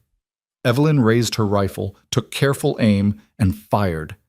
The bullet passed close enough to Garrett's head that he jerked sideways, his horse rearing. She fired again, this time at the rider to his left, deliberately missing but making them scatter. "Anyone else comes on my land gets shot," Evelyn shouted into the darkness. "Not near them, through them. You hear me?" From behind her, Jim's boys and Mrs. Patterson added their own rifle fire, creating a wall of sound and fury that drove the riders back. They retreated beyond the fence line but didn't leave, clearly waiting to see if the fire would do what they'd intended. It nearly did. The barn was old, dry, perfect fuel for flames, but Evelyn and her defenders worked with desperate efficiency, using wet blankets and bucket chains to contain the blaze. Jonah appeared from the root cellar despite Evelyn's orders, working alongside them with his shirt wrapped around his face against the smoke. They fought the fire for 2 hours, choking and burning and refusing to give up. And slowly, impossibly, they won. The barn stood damaged but intact. One wall blackened and the hayloft partially collapsed, but salvageable. As dawn broke, the riders were gone. Only ash and exhaustion remained. Evelyn stood in the ruins of her barn, covered in soot, her hands blistered and bleeding. Around her, her neighbors looked equally battered. But they'd held the line. They'd saved the barn. They'd sent a message that this land would not fall quietly. "They'll come back," Jim said, stating the obvious. "I know. Next time they might not just burn property. Next time they might come shooting." "I know that too." Jim looked at her steadily. "You prepared for that? For people to die over this?" Evelyn thought about that question. About Jonah and his boys sleeping in her house. About the principle of the thing, that a woman should be able to offer shelter without fear, that a man should be able to work honestly without being hunted. that murderers shouldn't be allowed to terrorize people just because they had money and power. I'm prepared to defend what's mine, she said finally. If that means standing against people who think violence gives them rights, then yes, I'm prepared. Jim nodded slowly. Then you've got our support, all of us. Right, boys? Daniel and his brother both nodded. Mrs. Patterson crossed her arms. Those men want a war. They'll get one. But it won't be the easy victory they're expecting. Dr. Brennan cleaned his glasses, his hands remarkably steady. I took an oath to preserve life, but I also believe in standing against evil when I see it. Count me in. Jonah emerged from the barn, his face streaked with ash. He looked at Evelyn, then at the assembled group. You're all risking your lives for me. For my boys. I don't know how to Don't, Mrs. Patterson cut him off. This stopped being just about you days ago. This is about whether we let men like Garrett Boone dictate how we live. And speaking for myself, I've had quite enough of men telling me what I can and cannot do. Despite everything, Evelyn smiled. Amen to that. They spent the rest of the day fortifying. Jim's boys reinforced the barn with fresh lumber. Mrs. Patterson and Dr. Brennan created a proper infirmary in the house, stocking it with bandages and medicine. Evelyn and Jonah checked every sight line, every approach to the ranch, planning fields of fire and fallback positions like generals preparing for siege. That evening, as the sun set blood-red over the scorched pasture, Evelyn found Jonah sitting on the porch steps, staring at nothing. The twins slept in their carrier beside him, peaceful and unaware of the violence swirling around them. You should eat something, Evelyn said, sitting down beside him. I'm not hungry. Eat anyway, you'll need your strength. Jonah turned to look at her. This is insane, all of this. People you've known for years are putting their lives on the line because I saw something I shouldn't have seen. They're putting their lives on the line because it's the right thing to do. Is it though? Jonah's voice was anguished. What if someone dies tomorrow? What if Mrs. Patterson gets shot defending my boys? How do I live with that? Evelyn was quiet for a moment, choosing her words carefully. 3 years ago, when Thomas died, I wanted to die too. Not in any active way, but I just stopped caring, stopped seeing the point. This ranch became a prison I maintained out of spite more than love. What changed? You knocked on my door, Evelyn said simply. You and those boys. And for the first time in 3 years, I had a reason to fight that wasn't just about proving people wrong. I had people depending on me, people who needed protecting. Oh, she looked at the sleeping twins. You gave me that. So don't apologize for it. Even if people get hurt, even then. Because the alternative, turning you away, letting those bastards think they can terrorize anyone they want, that's worse than the risk. She paused.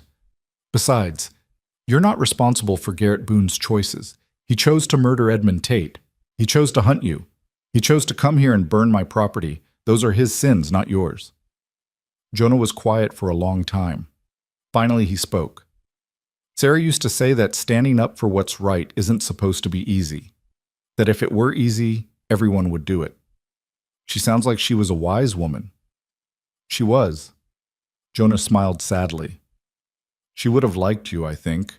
You're both stubborn in the same way. I'll take that as a compliment. They sat in comfortable silence, watching the last light fade from the sky. Somewhere in the darkness, Garrett Boone and his men were planning their next move. But here, on this porch, with allies sleeping in the house and babies breathing softly in their carrier, there was peace. It wouldn't last, they both knew that. But for this moment, it was enough. The second attack came 2 days later, and it wasn't subtle. Evelyn woke to the sound of gunfire, bullets punching through the walls of her house and sending splinters flying. She rolled out of bed, grabbed her rifle, and crawled to the window. Outside in the gray light just before dawn, she counted at least 8 riders circling the property, firing at will. This wasn't a warning. This was an assault. Everyone down! Jim Pritchard's voice bellowed from the next room. Return fire! The ranch erupted into violence. Evelyn took up a position at the window, sighting carefully and squeezing off shots at the circling riders. She saw one man jerk in his saddle, hit in the shoulder, saw another horse stumble as a bullet caught its leg. The riders broke their circle, seeking cover behind the barn and fence lines. From across the house, she heard Mrs. Patterson's shotgun boom, heard Daniel and his brother firing in controlled bursts. This was warfare, plain and simple, and everyone involved knew it. Jonah appeared at her doorway, wild-eyed. "The boys, root cellar," Evelyn commanded. "Now! Stay there no matter what you hear." "I can help. Your boys need you alive more than we need another gun. Go!" Jonah hesitated, then disappeared. Evelyn turned back to the window, searching for targets. She found Garrett Boone himself, standing near the damaged barn with a rifle in his hands. He was shooting at the house methodically, like a man performing a chore. Evelyn lined up her sights and fired. The bullet caught Garrett in the side, spinning him around. He went down, clutching his ribs, and immediately his men abandoned their positions to converge on him. Within seconds, they were retreating, carrying their wounded leader between them, firing blindly back at the house as they fled. The ranch fell silent except for the ringing in everyone's ears and the distant thunder of hoofbeats fading into the morning. Evelyn lowered her rifle, her hands shaking violently now that the adrenaline was fading. She'd shot a man. She'd actually shot another human being. The knowledge should have horrified her, but all she felt was grim satisfaction. "Everyone all right?" Jim called out. A chorus of affirmatives came back. Mrs. Patterson appeared in the hallway, her face pale, but her jaw set. "Nobody hurt on our side. Can't say the same for them." Dr. Brennan emerged from his makeshift infirmary. "I heard at least one scream. Someone's wounded out there." "Good," Evelyn said coldly. Then, seeing their expressions, she added, "They came to kill us. I won't apologize for defending my home." "Nobody's asking you to," Jim said. "But we need to think about what comes next. You shot Garrett Boone. That changes things." "How?" "His father's one of the richest men in Kansas. This was personal before. Now it's blood feud." Jim moved to the window, surveying the damage. "They'll come back with more men, more guns, and they won't stop until either we're all dead or they are." The weight of that statement settled over the room like a shroud. Evelyn had known this fight would escalate, but hearing it stated so baldly made it real in a way it hadn't been before. "Then we need to make sure we're ready," she said quietly. "And we need to make sure the right people know what's happening here. If we're going to fight, it needs to be in the open where everyone can see it." "What are you thinking?" Dr. Brennan asked. Evelyn's mind was already working, seeing angles and possibilities. "We send word to the federal marshal in San Antonio. We document everything, the fires, the attacks, the murder Jonah witnessed. We make this public enough that the Boones can't make it disappear." "That could take days, maybe weeks. Then we hold out that long. We make this ranch too costly to take, too public to destroy quietly." She looked around at her defenders, these people who'd chosen to stand with her. "Anyone who wants to leave, I understand. This is my fight, not yours." Nobody moved. Mrs. Patterson actually laughed. "Honey, we're past the point of backing out now. Those men shot at my house too. This is everyone's fight now." And so they prepared for war. The messenger rode out at first light, a young ranch hand from the Pritchard spread, who volunteered to make the 3-day journey to San Antonio. He carried a letter written in Evelyn's careful hand detailing everything: Edmund Tate's murder, Jonah's testimony, the fires, the attacks, Garrett Boone's assault on her property. It was evidence, documentation, the kind of paper trail that couldn't be easily buried or ignored. But 3 days was an eternity when men with guns wanted you dead. They fortified what they could. Jim's sons dug rifle pits at strategic points around the property, creating defensive positions with clear sight lines. Mrs. Patterson organized the house like a military hospital, establishing supply caches and escape routes. Dr. Brennan inventoried his medical supplies with the grim efficiency of a man who'd seen battlefield casualties before, and Evelyn drilled everyone on fields of fire, fallback positions, and what to do if the main house became untenable. Jonah watched all this with growing horror. On the second day after the shooting, he approached Evelyn while she was reinforcing the shutters on the south-facing windows. "This has to stop," he said without preamble. Evelyn didn't look up from her work. "What has to stop?" "All of this. The preparations for battle, He gestured helplessly at the transformed ranch. "You're turning your home into a war zone because of me. I'm protecting what's mine. There's a difference." "Is there?" Jonah's voice rose. "Because from where I'm standing, you're about to get people killed over a fight that isn't yours." Now Evelyn did look up, her eyes hard. You think this isn't my fight? They burned my pasture.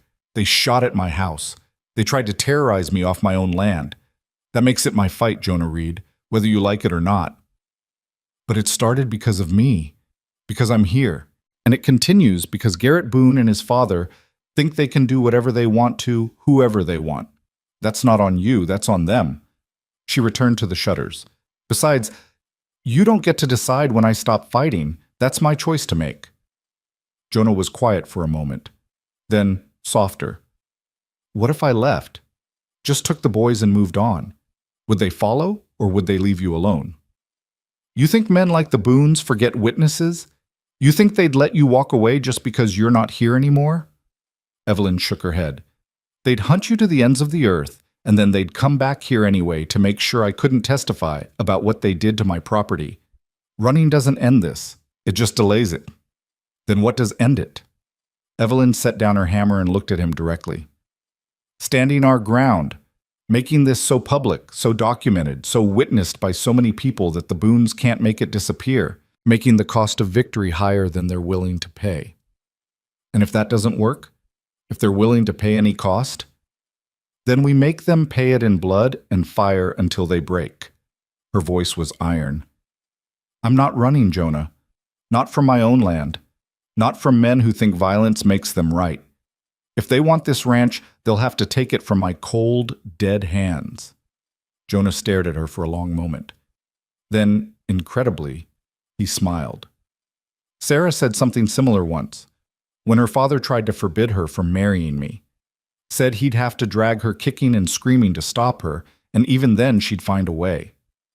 What did he do? Gave in, realized he couldn't stop her any more than he could stop the sun from rising. Jonah's smile faded. But he also told me that stubborn women either change the world or break themselves trying. No middle ground.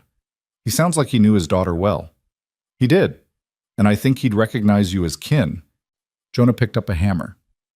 So if you're staying and fighting, then I'm staying and fighting too. No more talk of me leaving. We see this through together. Evelyn felt something warm bloom in her chest, but she kept her voice steady. Together then. Now help me with these shutters before the Boones decide to pay us another visit. They worked in companionable silence, two people preparing for war with nothing but determination and the stubborn refusal to give up what was theirs. The attack came that night. Not with guns this time, but with fire. Real fire. Not the contained burns meant to send messages. This was a conflagration meant to consume everything. Evelyn woke to an orange glow so bright it turned night into hellish day. Someone had set the dried grass around the entire southern perimeter ablaze, creating a wall of flame that raced toward the ranch buildings with terrifying speed. The wind, which had been calm all day, now blew from the south like it had been summoned specifically for this purpose. Fire! The shout came from Daniel Pritchard's position. Everyone up! Fire on all sides! Evelyn was moving before she was fully awake, grabbing buckets and blankets, shouting orders. But even as she ran outside, she knew this fire was beyond their ability to stop. It was too big, too fast, fed by weeks of dry grass and summer heat. Forget the pastures, Jim Pritchard bellowed. Protect the buildings. Wet down everything. They worked with desperate efficiency, forming bucket chains from the well to the house and barn, dousing walls and roofs with precious water. The heat was intense, a physical force that drove them back even as they fought to hold their ground. Smoke filled the air, choking and blinding. Through the chaos, Evelyn saw riders on the far side of the flames, shadows moving deliberately, making sure the fire stayed contained to the ranch, making sure there was no escape route. They weren't trying to kill everyone directly. They were trying to burn them out, to destroy the ranch so completely that there'd be nothing left worth defending. The cattle! Mrs. Patterson screamed. They're trapped in the near pasture. Evelyn's heart sank. 6 head of cattle, panicked by the flames, running in circles in a paddock that would soon be engulfed. Losing them would be a financial blow she might never recover from, but going after them through that fire would be suicide. Jonah made the decision for her. He grabbed a soaked blanket, wrapped it around himself, and ran toward the paddock gate before anyone could stop him. "Jonah, no!" Evelyn shouted, but he was already gone, a dark figure moving through smoke and flame. She watched in helpless terror as he reached the gate, threw it open, and began driving the cattle toward the gap in the flames where the wind had momentarily shifted. The animals, wild with fear, stampeded in every direction. Jonah moved among them like a man possessed, slapping flanks, shouting, forcing them toward safety through sheer will. 4 cattle made it through, then 5. The 6th, a young heifer, balked at the flames, turning back into the burning paddock. Jonah went after her. "Leave her!" Evelyn screamed, but her voice was lost in the roar of the fire. She could only watch as Jonah grabbed the heifer's halter, pulling and pushing, using every ounce of strength to force the terrified animal toward the opening. The flames were closing in, the gap narrowing by the second. They made it through with inches to spare, Jonah's blanket smoking, his hair singed, the heifer wild-eyed but alive. He collapsed in the dirt, coughing violently, and Evelyn was there, pulling him away from the heat, checking him for burns. "You damn fool," she said, her voice shaking. "You could have been killed." "Couldn't let them take everything," Jonah gasped between coughs. "Not without a fight." The fire burned itself out over the next 2 hours, consuming the pasture land but failing to take the buildings. By dawn, the ranch stood like an island in a sea of blackened earth, damaged but defiant. Smoke still rose from smoldering patches of grass, and the smell of burning hung thick in the air.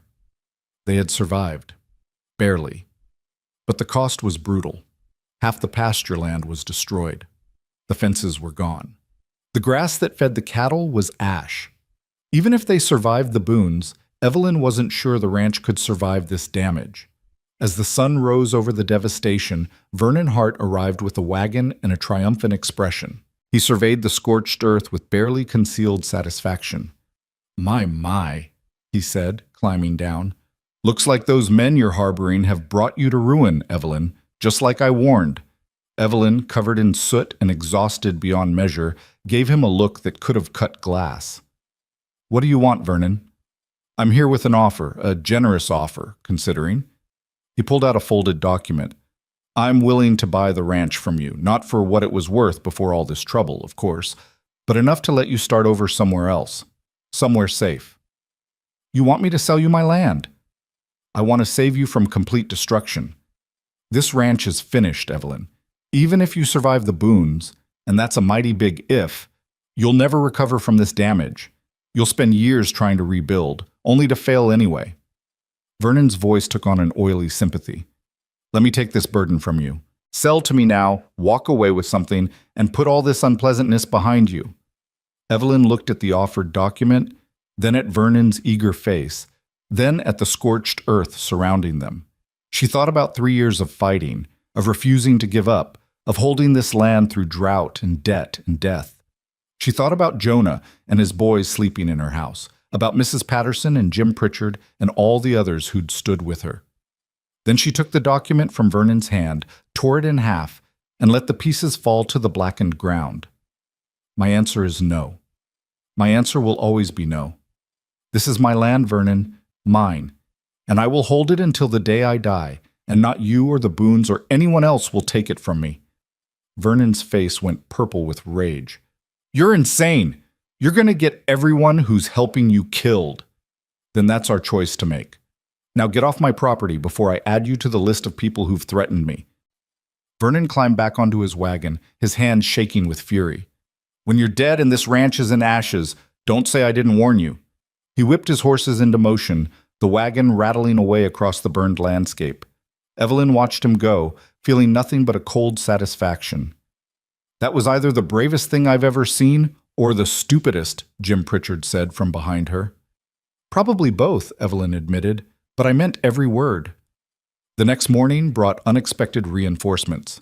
Evelyn was checking the damage to the barn when she heard wagons approaching, not 1, but 4. She grabbed her rifle out of habit, then lowered it as she recognized the faces. Henry Walsh, from the general store. Old Jim Pritchard's neighbors, the Morrison family. Sarah Chen, who ran the boarding house in Bellwood. Even the blacksmith, a massive man named Thomas Ironwood, who rarely left his forge for any reason. They came bearing supplies, lumber, nails, food, water barrels, ammunition. They came bearing news. Vernon had tried to rally the town against Evelyn, but his transparent attempt to profit from her troubles had backfired spectacularly. Most of Bellwood, it turned out, didn't appreciate outsiders burning down their neighbors' ranches. "We figured you could use some help rebuilding," Henry Walsh said, directing his workers to unload. "And maybe some extra guns if the Boones come calling again." Evelyn felt her throat tighten with emotion. "Henry, I can't ask you to risk—" "You're not asking, we're offering." Henry's normally cheerful face was grim. "Those bastards burned land that's been in production for 15 years. They shot at homes where families sleep. That's not just your problem anymore, Evelyn. That's everyone's problem." Sarah Chen approached, her arms full of blankets. "We also brought supplies for the babies. I heard you've got twins here. They'll need proper bedding and clothes if this keeps up." "Thank you," Evelyn managed. "All of you, I don't know what to say." "Don't say anything," Thomas Ironwood rumbled in his deep bass voice. "Just point us toward what needs fixing and we'll fix it." Over the next 3 days, the ranch transformed again. The reinforcements from Bellwood worked alongside Evelyn's original defenders, rebuilding fences, clearing burned timber, creating fire breaks that would prevent another grass fire from reaching the buildings. They worked with the efficiency of people who knew that time was running out, that the next attack would likely be worse than the last. Jonah worked among them, no longer an outsider, but part of the community. Evelyn watched him teaching Daniel Pritchard how to calm skittish cattle, saw him sharing lunch with Henry Walsh, heard him laugh at one of Thomas Ironwood's terrible jokes. He was becoming part of the fabric of this place, these people. And his boys, those tiny twins who'd started all this with their father's desperate knock on her door, were being passed from arm to arm, cooed over by Mrs. Patterson, examined by Dr. Brennan, played with by Sarah Chen. They were no longer strangers' children. They were the ranch's children, protected by everyone who stood on this burned land. On the third night, as the work crews finished for the day and prepared to return to Bellwood, Evelyn called everyone together. They gathered in the yard, 24 people who'd chosen to stand against power and violence and greed. "I know what you're all risking," Evelyn began. "Your lives, your property, your futures. The Boones won't forget this. Even if we win, even if the marshal comes and arrests them, they have money and influence. They could make your lives difficult for years to come." "Let them try," Henry Walsh said. "We're not afraid of rich men throwing tantrums." "But you should be afraid of rich men with guns," Evelyn continued, "because that's what's coming. Garrett Boone is wounded and humiliated. His father's reputation is being questioned. They're going to come at us with everything they have, and some of us might not survive it." Silence fell over the group. Evelyn let it stretch, making sure everyone understood the stakes. "So I'm giving you all one last chance to walk away. No judgment, no shame. This is my fight, and I'll finish it with or without help, but I won't ask anyone to die for my stubbornness." For a long moment, nobody moved. Then Thomas Ironwood stepped forward. "Miss Hart, my grandfather was a slave. Worked a plantation in Georgia until the war freed him. He told me once that the only thing separating free men from slaves is the willingness to fight for what's yours, to stand up when powerful people try to push you down." The big man's voice was steady. "I see a woman fighting to keep her land. I see a father fighting to protect his children. I see people standing up to murderers and bullies. That's a fight worth joining, no matter the cost." One by one, the others nodded their agreement. Not a single person left. Evelyn felt tears prick her eyes, but refused to let them fall. "Then we stand together. And when the Boones come, and they will come, we show them what it means to fight people who have everything to lose and nothing to fear." The group dispersed to their various positions and tasks. Jonah approached Evelyn as she stood alone in the yard, looking at the burned landscape that was somehow still hers. "You know they're coming tomorrow," he said quietly, "or the day after. Garrett won't wait long to respond, not after we humiliated him." "I know. And you know that even with all these people, we might not win. The Boones have more men, more guns, more resources. I know that too." Jonah was quiet for a moment. "So why are we doing this? Why not take Vernon's offer, sell the land, and disappear somewhere they can't find us?" Evelyn turned to look at him.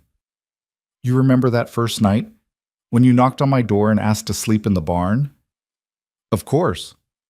I almost said no. Almost sent you away because it was safer, easier, less complicated. And if I had, I'd still be here alone, eating supper by myself, talking to ghosts, waiting to die. She paused. You gave me a reason to fight, Jonah. You and those boys. You reminded me that some things are worth the risk. Even if we lose? Especially if we lose. Because at least we'll have tried. At least we'll have stood for something. She smiled sadly. Thomas used to say that how you face death matters more than when it comes. Better to die fighting for what's right than live forever on your knees. Jonah reached out and took her hand, a simple gesture, but weighted with meaning. Then we fight. Together, no matter what comes. Together, Evelyn agreed. They stood there in the gathering darkness, two people who'd found each other by accident and chosen each other by design, and waited for the storm they both knew was coming. The storm arrived the next afternoon, but not in the form they expected. Instead of Garrett Boone and his hired guns, a contingent of official-looking men rode up the main road flying a federal flag. At their head was a lean man in his 50s wearing a marshal's badge and carrying himself with the authority of someone who didn't need to prove anything. "Miss Evelyn Hart?" he called out as he dismounted. Evelyn stepped onto the porch, rifle held casually but ready. "I am. Who's asking?" "Federal Marshal Robert Hayes out of San Antonio. I received your letter 3 days ago. Came as fast as I could." Relief flooded through Evelyn so powerfully she nearly staggered. The messenger had made it. Help had arrived. They weren't alone anymore. "Marshal Hayes, thank you for coming. As you can see," she gestured at the burned pasture land, "things have escalated since I sent that letter." Hayes surveyed the damage with a practiced eye. "So I see. You want to tell me what happened here?" Evelyn told him everything, from Jonah's first arrival to the fires to the shootings. Jonah corroborated her story, adding details about Edmund Tate's murder and the Boone's reach in Kansas. The other defenders added their own testimonies, creating a comprehensive picture of organized violence and intimidation. Hayes listened to it all without interruption, his expression growing darker by the minute. When they finished, he was quiet for a long moment. "This is a hell of a situation," he finally said. "The Boones have a lot of influence. Douglas Boone has friends in the Kansas territorial government, maybe even in Washington. Taking him on won't be easy." "But you can do it?" Evelyn pressed. "You can arrest them for what they've done?" "I can arrest Garrett Boone for the attacks on your property. I can investigate the murder of Edmund Tate based on Mr. Reed's testimony. Whether any of it sticks against Douglas Boone himself," Hayes shook his head, "that'll depend on what evidence we can gather and whether a judge has the courage to hear the case." "So they might get away with it." "They might. Powerful men often do." Hayes met her eyes, "But having federal attention on them will make them a lot more careful. They can't afford to keep attacking you openly, not with a marshal watching. And if we can get Garrett Boone in custody, we can start building a case that might reach all the way to his father." It wasn't the guarantee Evelyn had hoped for, but it was something. It was the rule of law, imperfect and slow, but at least pointing in the right direction. "What do you need from us?" she asked. "Written statements from everyone who witnessed the attacks. Documentation of damages, any evidence you've gathered." Hayes gestured to his men. "I'm also leaving 2 deputies here temporarily, just in case the Boones try something while we're processing everything. They won't be enough to stop a full assault, but they should discourage casual violence." Over the next several hours, Hayes and his men took statements, photographed damage, and collected evidence. Evelyn watched it all with a mixture of hope and wariness. She'd spent 3 years learning that institutions could fail, that the law wasn't always just, that power often trumped righteousness. But she'd also learned that sometimes, just sometimes, standing up and demanding justice could make a difference. As the sun set, Marshal Hayes prepared to leave for Bellwood, where he planned to set up a temporary headquarters. Before mounting his horse, he approached Evelyn one last time. "I want you to understand something, Miss Hart. What you did here, standing against the Boones, gathering witnesses, documenting everything, that takes real courage. Most people would have run or surrendered. I'm just protecting what's mine. You're doing more than that. You're proving that ordinary people can stand up to power when they have the law on their side." Hayes tipped his hat. "I can't promise this ends the way you want. but I can promise I'll do everything in my authority to see justice done. That's all I'm asking for, Marshal. Justice. Hayes rode away with most of his men, leaving the two promised deputies behind. As darkness fell, Evelyn gathered her defenders once more. The Marshal's here, she told them. That changes things. The Boones can't attack us openly anymore without risking federal charges. This fight isn't over, but the worst of it might be behind us. The relief in the group was palpable. Mrs. Patterson actually laughed. Does this mean we can all go home and sleep in our own beds again? I think so, though I'd appreciate it if you stayed on alert just in case. One by one, the defenders from Bellwood prepared to leave, promising to return if needed, but clearly glad to be going home. Jim Pritchard and his sons were the last to go, and Jim clasped Evelyn's hand firmly. You did good, Evelyn. Thomas would be proud. Thank you, Jim, for everything. That's what neighbors do. We stand together. He glanced at Jonah, who stood nearby with the twins. You take care of her, you hear? She's tougher than she looks, but everyone needs someone watching their back. Jonah nodded. I intend to, sir.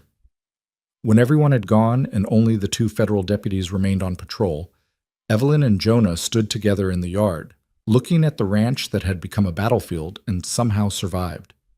It's really over, Jonah said, wonder in his voice. We made it. Maybe, Evelyn cautioned. The Boones still have influence. They might find ways to make trouble. But we're not alone anymore. We have the law on our side. We have witnesses. We have proof. Jonah turned to face her fully. For the first time since Edmund died, I don't feel like I'm running. I feel like I might actually have a chance. Evelyn smiled. We both do. A chance to rebuild, to recover, to actually live instead of just survive. What will you do with the ranch, I mean, once things settle down? Rebuild, replant, try to recover some of what was lost. She paused. And I could use help, if you're interested in staying on, that is. Permanent-like, not just until the job's done. Jonah's face transformed with emotion. You mean that? I mean it. You've more than earned a place here, Jonah Reed.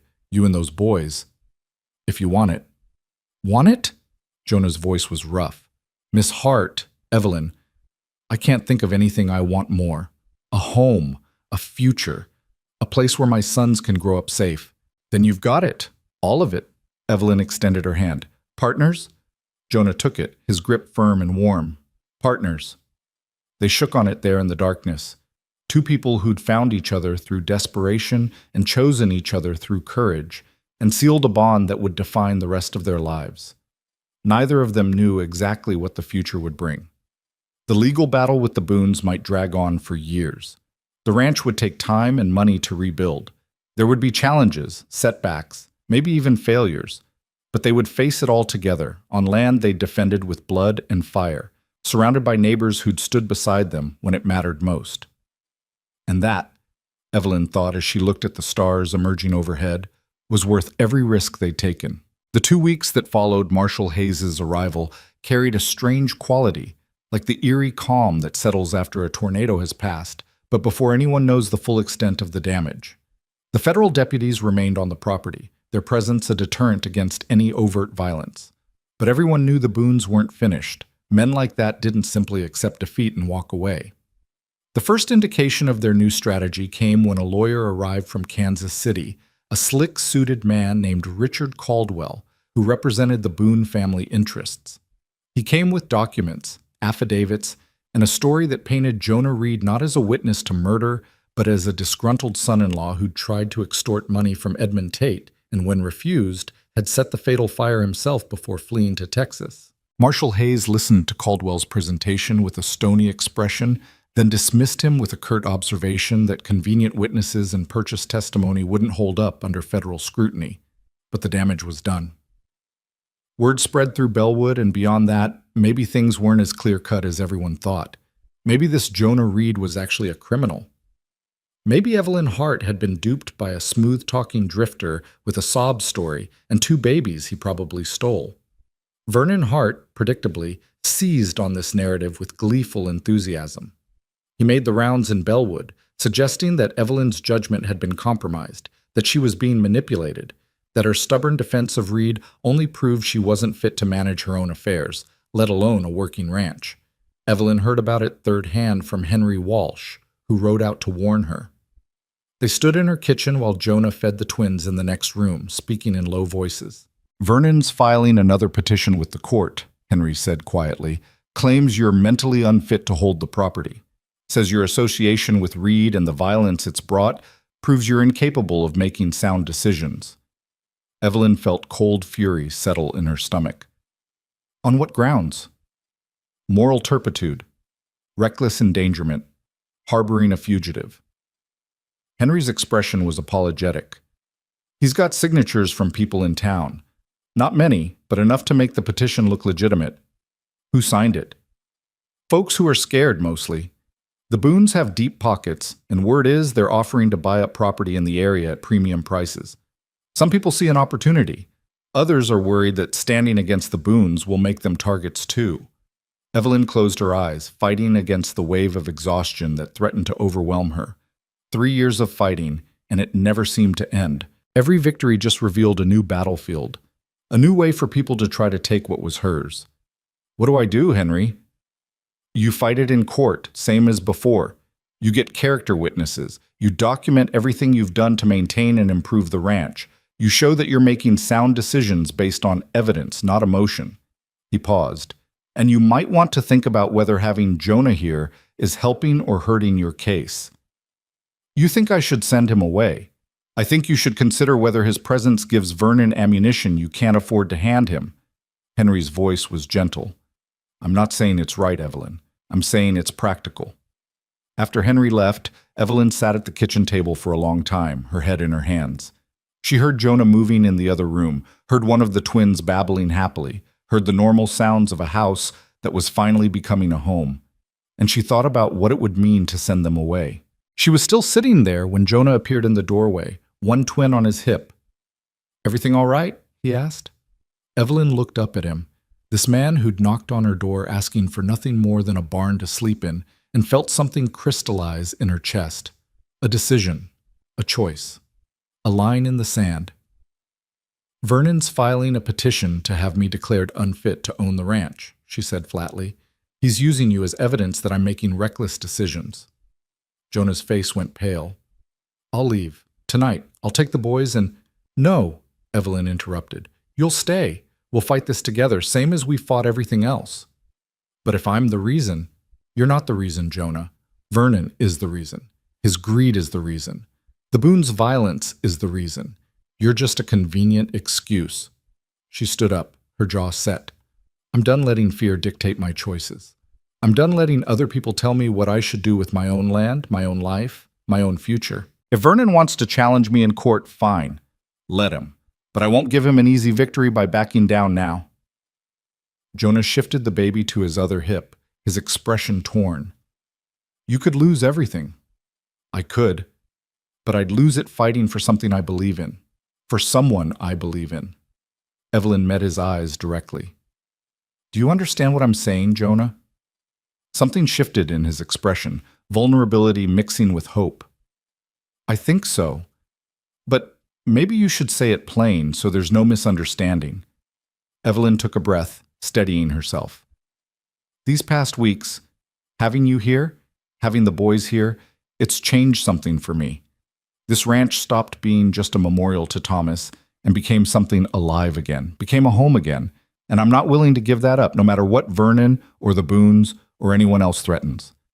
"Evelyn, I'm not finished," she continued. "I know this is complicated. I know we've got legal battles ahead and rebuilding to do, and 100 practical reasons why this is probably a terrible idea, but I'm asking you to stay anyway. Not just as my employee, as my partner, in the ranch, in the fight, in whatever comes next." Jonah was quiet for a long moment, the baby in his arms watching his face with wide, curious eyes. Then he smiled, slow and genuine and full of warmth. "Sarah used to say that the best things in life are worth fighting for, even when the fight seems impossible, especially then." His voice was soft. "I'd be honored to stay, Evelyn, as your partner in all of it." They stood there in the kitchen, the morning light streaming through the windows, and sealed an agreement that was about much more than ranch management or legal defense. It was about choosing each other, deliberately and consciously, in the face of a world that seemed determined to keep them apart. The court hearing was set for 3 weeks later in Bellwood's small courthouse. In the meantime, Evelyn and Jonah worked to prepare their defense. Marshal Hayes, still investigating the Boones' activities, agreed to testify about the attacks on Evelyn's property. Dr. Brennan offered to speak to Evelyn's sound judgment and mental fitness. Jim Pritchard and several other neighbors signed affidavits supporting her, but Vernon had been busy too. He'd gathered his own witnesses, people willing to testify that Evelyn's behavior had become erratic, that she'd endangered the community by harboring a fugitive, that her judgment had been compromised by sentiment or worse. The tension in Bellwood built steadily as the hearing date approached. The town had split into factions, those who supported Evelyn and saw her as someone standing up to bullies, and those who supported Vernon and saw him as trying to save a woman from her own poor choices. 2 days before the hearing, Jonah received word that Marshal Hayes wanted to see him in Bellwood. Evelyn insisted on coming with him. They left the twins with Mrs. Patterson, who'd agreed to watch them for the day, and rode into town together. Hayes met them in his temporary office above the general store. His expression was grim. "I've got news," he said without preamble. "Some of it good, some not." "Let's hear it," Evelyn said. "The good news is we've arrested Garrett Boone. Picked him up in Kansas 3 days ago. He's facing federal charges for the attacks on your property, plus murder charges for Edmund Tate." Jonah's breath caught. "He confessed?" "Not exactly, but we found evidence, witnesses who saw him in the area the night of the fire, a handkerchief with his initials that was found near the burned workshop, financial records showing he'd been paying off local officials." Hayes leaned back in his chair. "It's not airtight, but it's enough to bring him to trial. A real trial, with a federal judge, not someone in the Boones' pocket." "And the bad news?" Evelyn asked, though she already suspected. "Douglas Boone has announced he's coming to Texas personally. Says he wants to address the malicious lies being spread about his family." Hayes' expression darkened. "He's bringing lawyers, money, and political pressure. He's going to fight this with everything he has." "Let him come," Evelyn said coldly. "We're not backing down." "There's more," Hayes continued. "Douglas Boone has filed a civil suit against you for defamation and for harboring his son's attacker. He's claiming that your accusations have damaged his business interests and his family's reputation." Jonah stood up abruptly. "That's insane. We're telling the truth." "Truth is a defense in defamation cases, but you have to prove it. And proving it means going through a trial that could take months, cost thousands of dollars, and destroy your reputation even if you win." Hayes looked at them both seriously. "This is what powerful men do when they can't win through violence. They bury you in legal proceedings until you can't afford to keep fighting."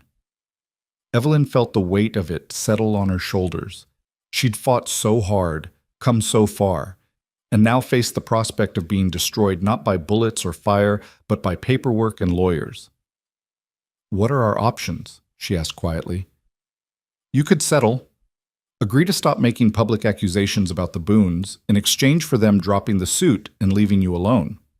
Which means Garrett gets away with murder." "Not necessarily. The federal case proceeds regardless of what you do, but without your public support, without your testimony about the attacks on your property, it becomes harder to prove the broader pattern of intimidation and violence." Hayes sighed. "It's your choice, Miss Hart. You can keep fighting and risk losing everything. Or you can step back, protect yourself, and let the federal government handle the Boones." Evelyn looked at Jonah, who met her eyes with understanding. They'd made a promise to each other to stand together, to see this through. But that promise was made when they thought winning was possible.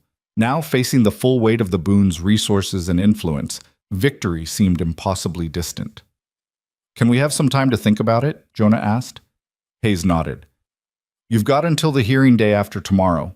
After that, things get a lot more complicated." They left the marshal's office and walked through Bellwood in silence. The town felt different now, charged with tension and suspicion. People watched them pass, some with sympathy, others with judgment. Vernon's campaign had done its work well. They were almost to the wagon when they passed the small church at the edge of town. On impulse, Evelyn turned toward it. The door was unlocked, the interior cool and quiet. They sat in one of the back pews, neither speaking. Finally, Jonah broke the silence. "What are you thinking?" "I'm thinking about what Thomas would do. He always said that sometimes the bravest thing you can do is know when to stop fighting, when to accept that you've done what you can and walk away with your head held high." "Is that what you want to do? Walk away?" Evelyn was quiet for a long time. "Part of me does. The part that's tired of fighting, tired of being afraid, tired of watching everything I've built be threatened over and over again." She paused. "But there's another part of me that can't stomach the idea of letting the Boones win, of letting them get away with murder and intimidation just because they have more money and power. What does that part want? To fight, to stand up and say that this isn't right, that power doesn't make something just, that ordinary people deserve protection from men like Douglas Boone." She turned to look at him. "But it's not just my fight anymore, is it? It's yours too, and the twins. If I keep fighting and we lose, I don't just lose the ranch. You lose any chance at a stable home for your boys." Jonah reached over and took her hand, his touch gentle but firm. "Sarah used to say that home isn't a place. It's people who stand with you when things get hard, who choose you even when choosing you costs them something." He squeezed her hand. "Wherever you go, whatever you decide, that's where home is for me and the boys. So don't make this decision based on what you think I need. Make it based on what you can live with." Evelyn felt tears prick her eyes. "What if I can't live with either choice? What if fighting means losing everything, but giving up means losing myself? Then maybe there's a third choice we're not seeing yet." They sat in the quiet church for another hour, talking through options, possibilities, scenarios. And slowly, a plan began to take shape. It was risky, maybe even reckless, but it might just work. The hearing day arrived with clear skies and oppressive heat. The small courthouse was packed with spectators. It seemed like half of Bellwood had turned out to watch Vernon Hart try to take his sister-in-law's ranch. Evelyn sat at the defendant's table with Jonah beside her, both dressed in their best clothes. Across the aisle, Vernon sat with his lawyers, looking smugly confident. In the gallery, she could see supporters and detractors mixed together. Mrs. Patterson and Dr. Brennan in the front row, Henry Walsh a few rows back, strangers whose faces she didn't recognize, but whose presence suggested they'd come to watch the spectacle. And in the very back, arriving just before the proceedings began, was Douglas Boone himself. He was a large man in his 60s, expensively dressed, with cold eyes that assessed everything and everyone like property to be acquired or obstacles to be removed. He didn't acknowledge Evelyn or Jonah, just settled into his seat with the confidence of someone used to getting his way. The judge, a weary-looking man named Harrison Crawford, called the court to order. Vernon's lawyer stood to present their case, laying out a narrative of Evelyn's supposed mental instability, her reckless harboring of a fugitive, her irresponsible decisions that had brought violence to a peaceful community. The testimony was damning. Vernon himself took the stand, painting a picture of a woman consumed by grief and making increasingly erratic choices. Several townspeople testified to the danger the ranch had become, the fires, the shootings, the federal marshals. Everything was technically true, but presented in a way that made Evelyn look unstable rather than besieged. When it was Evelyn's turn to present her defense, her lawyer, a young man from San Antonio who was working mostly for goodwill rather than payment, called Marshall Hayes to the stand. Hayes testified clearly and powerfully about the attacks on Evelyn's property, about the evidence linking the Boones to those attacks, about Jonah's credible testimony regarding Edmund Tate's murder. He made it clear that Evelyn wasn't inviting trouble. She was being targeted for doing the right thing. Then Dr. Brennan testified to Evelyn's sound mind and judgment, her years of successfully managing the ranch, her responsible behavior throughout the crisis. But it was when Jonah took the stand that the real story finally came out. Evelyn's lawyer questioned him about Edmund Tate's murder, about what he'd witnessed, about why he'd run. Jonah answered everything honestly, his voice steady despite the hostile stares from Douglas Boone in the back of the courtroom. Then Vernon's lawyer stood for cross-examination, ready to tear Jonah apart. But before he could ask his first question, Jonah pulled out a folded document from his jacket. "I have something the court should see," he said clearly. The judge frowned. "What is it?" "It's a letter, written by Edmund Tate, 2 days before he died. He gave it to me for safekeeping, told me to open it if anything happened to him. Jonah's hands trembled slightly as he unfolded the pages. I didn't open it until last week because I was afraid of what it meant, afraid of making things worse. But I think it's time the truth came out. Vernon's lawyer objected, but the judge overruled him, curious. Jonah began to read. The letter was Edmund Tate's confession and testimony, written in his own hand. It detailed months of pressure from Douglas Boone to sell his land, escalating from offers to threats to outright intimidation. It named names, provided dates, described meetings, and most damning of all, it included a signed affidavit stating that if anything happened to him, the court should investigate Douglas Boone and his son Garrett for murder. The courtroom erupted. Douglas Boone stood up, his face purple with rage, shouting that it was a forgery, a lie, a desperate attempt to slander his good name. But the judge called for order and demanded to examine the letter. He looked at it for a long time, then called for a handwriting expert to verify its authenticity. The expert, who happened to be in Bellwood for unrelated business, examined the letter and confirmed it was indeed Edmund Tate's handwriting, complete with his distinctive signature and seal. The judge looked at Douglas Boone. "Mr. Boone, I think you need to speak with Marshal Hayes immediately." What followed was chaos. Douglas Boone tried to leave the courthouse, but Hayes's deputies blocked the doors. Within minutes, Boone was in custody, the hearing forgotten in the face of this new evidence. Vernon's petition was dismissed almost as an afterthought, the judge noting dryly that a woman who'd successfully defended her property against murderous criminals was clearly mentally competent. As the courtroom cleared, Evelyn turned to Jonah. "You had that letter this whole time?" "I found it a week ago, hidden in the twins' carrier where Edmund must have put it the night before he died.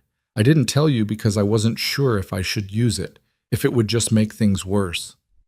Jonah looked exhausted but relieved. "But when I heard Vernon's lawyer tearing you apart for helping me, I realized I couldn't let that stand, not when I had the power to end this." Evelyn pulled him into a fierce hug, not caring who saw. "You did the right thing." Outside the courthouse, they found a crowd waiting. Marshal Hayes stood on the steps, making an announcement. Douglas Boone was being charged with conspiracy to commit murder, intimidation of witnesses, and a host of other federal crimes. Garrett Boone's trial would proceed with his father beside him in the dock. The reign of terror was over. The crowd's reaction was mixed. Some cheered, others looked worried about what this meant for the region's stability. But Evelyn only cared about the people who mattered. Mrs. Patterson was crying happy tears. Dr. Brennan was shaking Jonah's hand. Jim Pritchard was telling anyone who'd listened that he'd known from the start that Evelyn Hart was innocent. Vernon Hart slipped away without a word, his dreams of acquiring the ranch shattered for good.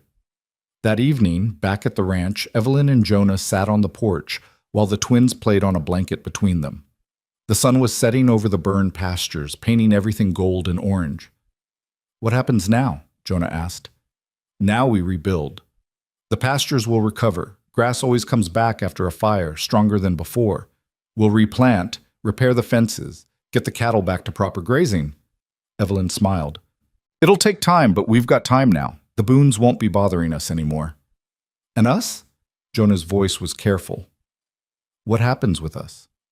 Evelyn reached over and took his hand. "I meant what I said about being partners. In all of it. The ranch, the work, the life we're building here. Even knowing it won't be easy, that people will talk, that Vernon will probably keep causing trouble, that we've got years of hard work ahead. Especially knowing that," Evelyn squeezed his hand, "I've spent 3 years alone, Jonah. 3 years of eating supper by myself and talking to ghosts. I'm done with that. I want noise and chaos and those boys tracking mud through my clean kitchen. I want arguments about crop rotation and debates about whether to expand the herd. I want a life that's messy and complicated and real." Jonah smiled, that slow, genuine smile that transformed his face. "Sarah would have liked you. She always said I needed someone who could keep me honest. And Thomas would have liked you. He always said I needed someone who wasn't afraid of hard work or stubborn women." They sat in comfortable silence, watching the twins discover their own toes with absolute fascination. Somewhere in the distance, one of the cattle lowed. A bird called from the barn's reconstructed roof. The ranch was alive again, breathing with possibility. "We should probably talk about the practical things," Jonah said eventually, "like where I'm sleeping now that we're partners." Evelyn felt heat rise in her cheeks. "Well, the room off the kitchen is yours for as long as you want it." Or, she trailed off, suddenly feeling like a nervous girl again. Or we could start courting, properly. Do things right. Give the town something to talk about besides violence and court cases. Jonah's smile widened. "Courting. I like the sound of that. Though I should warn you, I'm a terrible dancer." "I remember you saying that. Something about not wanting to look stupid." "And Sarah said we'd learn together so neither of us would look stupid." Jonah's voice was soft with memory. "I think she'd approve of us learning together again, building something new while honoring what we lost." "I think so too." As the stars began to emerge overhead, Evelyn felt something she hadn't felt in years. Hope. Real hope. Not the desperate kind that keeps you moving when you want to quit, but the genuine kind that makes you excited for tomorrow. The ranch had survived fire and violence.